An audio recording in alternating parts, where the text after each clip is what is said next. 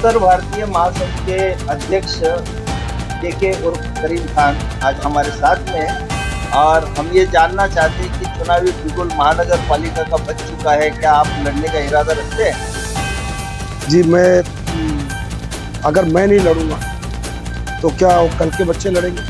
मैंने कई ज़माना दिया, कई बरस दिया है मैंने सोशल फील्ड को, और कहीं ना कहीं मैं भी लड़ने का इच्छुक ही था, लेकिन बार बार जो नाइंसाफ़ियाँ होते रही मुझे अपनी पार्टी से।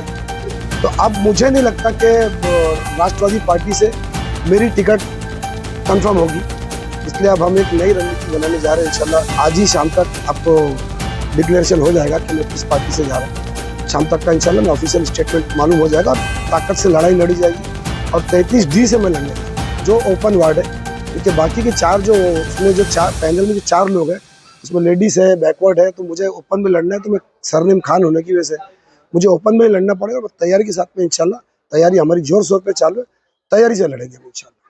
सबसे बड़ा मुद्दा क्या होगा? यार समझ में मुद्दे पे अगर बात करेंगे तो मेरे ख्याल से शायद आपकी MB भी छोटी पड़ेगी और न्यूज़ बहुत लंबी हो जाएगी। मुद्दे तो इतने सारे हैं और अब चुनावी बिगुल बच चुका है, इसलिए अब रोज एक मुद्दे, नए नए मुद्दे, जो सच में जो बुनियादी सहूलतें हैं जो हमारे शहर को नहीं मिली आज तक का। मैं भी इसी शहर का वासी हूँ और आप लोग भी इसी शहर के वासी हैं। ठीक है, आप लोग साफी, लेकिन आप लोगों को भी पता है कि शहर के हालात क्या है, क्या क्या मुद्दे हैं। आज जब भी इलेक्शन आता है तो लोग JCB लेकर के गटर साफ करना चालू कर देते हैं। क्या सिर्फ गटर साफ करना ही मुद्दा है क्या आप लोग ये मानते हैं कि इस गटर पे JCB का बकेट डाल के थोड़ा सा कचरा निकाल के फोटो मार लेना, क्या यही एक मुद्दा है? क्या बुनियादी सहूलतों में सारा खाली गटर ही नाला आता है क्या?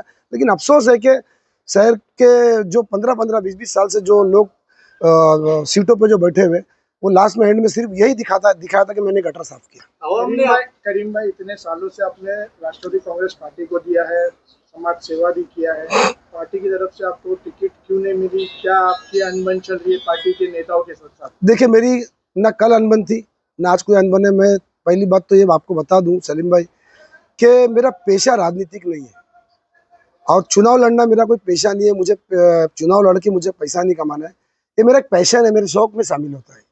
और चूंकि मैं सोशल आदमी हूँ, इसलिए सोशल होने की वजह से सोशल जो फील्ड होती है ऑटोमेटिकली कहीं ना कहीं पॉलिटिक्स में और नेतागिरी में तब्दील होती है। मैं कल भी सोशल आदमी था, मैं आज भी सोशल आदमी हूँ, और मैं लड़के अगर नगर से बनता हूँ तो मैं आने वाले कल में भी ऐसे ही रहूंगा जैसा मैं आज आपके सामने इंशाल्लाह पार्टी की तरफ से टिकट क्यों नहीं मिल रही है आपको? जब आप बता रहे हो कि मैं विपक्ष में लड़ूंगा या कोई दूसरी पार्टी से, तो पार्टी की तरफ से आपको टिकट क्यों नहीं? जी देखिए, 29 नंबर वार्ड की अगर आप देख जाएंगे, जिस वार्ड में हम बसते हैं, जिस वार्ड में अभी फिलहाल हम बैठे हैं, तो 29 नंबर वार्ड का ऐसी धज्जियाँ उड़ा दी गई है परिसीमन में। जो परिसीमन हुआ है अभी फिलहाल 2-3 महीना पहले, तो इसको खत्म कर दिया गया है।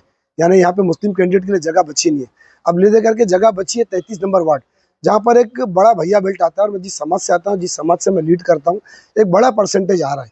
अब अगर मैं 33 नंबर की बात करता हूँ तो 33 नंबर में भी 4 का पैनल है, जिसमें एक ही सीट ओपन है, और मेरा सरनेम खान होने की वजह से मैं 33 नंबर ओपन में ही लड़ पाऊंगा।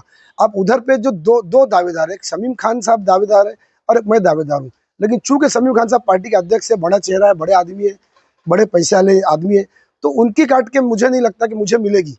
और मैंने कहीं 1-2 जगह बात भी किया, तो इसलिए मैंने अपनी पार्टी का पीछा छोड़ दिया और मैंने ये माइंडसेट कर लिया है कि चाहे आज़ाद लड़ूँ चाहे किसी पक्ष से लड़ूँ, शाम तक इंशाल्लाह फाइनल हो जाएगा। करीम भाई, आवाम ने आपको एक मौका और दिया, तो जनता किस तरह से आप काम करोगे? देखिए, मैं नहीं समझता कि मैं कोई नया आदमी हूँ कि मुझे बताना पड़ेगा मैं क्या खिदमत कर सकता हूँ।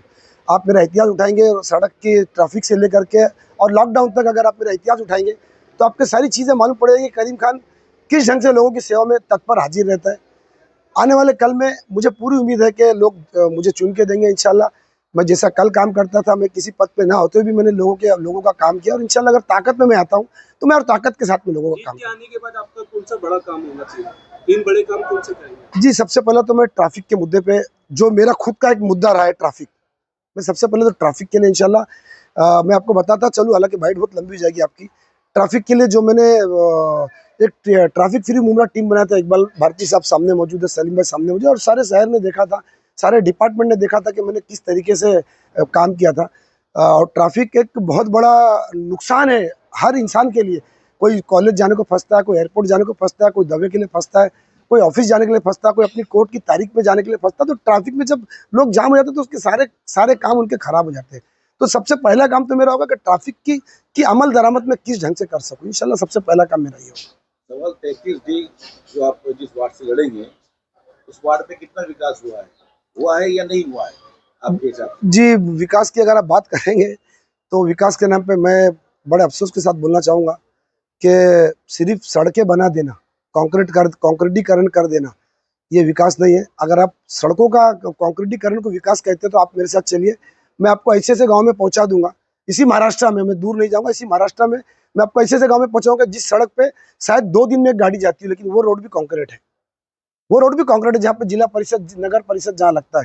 तो कोई इतना बड़ा काम नहीं हुआ है। देखिए, कंक्रीटीकरण जब हम महानगर पालिका के अंडर में आते हैं तो कंक्रीटीकरण कोई बहुत बड़ा विकास नहीं है। अब मैं आता हूँ, अगर आप विकास की बात पूछते तो हर नगर सेवक और हर सोशल आदमी विकास सड़क और नाले और गटर को बोलता है, मैं इसको विकास नहीं बोलता। जब हम महानगर पालिका के अधीन आते हैं, जब हम टैक्स पेयर है महानगर पालिका के, तो महानगर पालिका को हमको सड़क भी बना के देना है, हमको पानी भी देना है, हमको स्ट्रीट लाइट भी देना है और हमारी गटर भी साफ करना है। जो हमारे नगर सेवक, जो पिछले जो लोग थे, जो यही डंका पीटते कि मैंने सड़क बनाई, मैंने नाला साफ करा, असल में मैं इसको विकास ही नहीं मानता। करीम भाई, इलेक्शन आता तो वादे तो सब करते हैं, इलेक्शन जाने के बाद सब वादे खत्म हो गए। ये जनता को सोचने और समझने की जरूरत है इस टाइम पे। आज जो मैं सुखबुघाट मुमरा में जो मैं देख रहा हूँ बदलाव की, और जैन जी जो नौजवान बच्चे और छोटे छोटे बच्चे भी, आज मैं देख रहा हूँ कि उनको आज तब्दीलियाँ चाहिए और मुझे पूरी उम्मीद है कि इस टाइम पे मुमरा बदलाव करने जरूर जा रहा है। एजुकेशन पे किस तरह से काम करोगे? एजुकेशन बहुत बड़ा माइनस पॉइंट है, खासतौर से पर प्रांतीय और माइनॉरिटी एरिया के लिए। इंशाल्लाह हम एजुकेशन पे बड़े पैमाने पे इंशाल्लाह मेहनत करेंगे। आखिरी सवाल 33D से यहाँ की स्थानीय जनता से करीम खान की क्या अपील रहेगी? मेरी अपील यही है, सभी से हाथ जोड़ के अपील है कि मैंने बहुत साल तक सेवा की आपकी, एक बार मुझे मौका दो।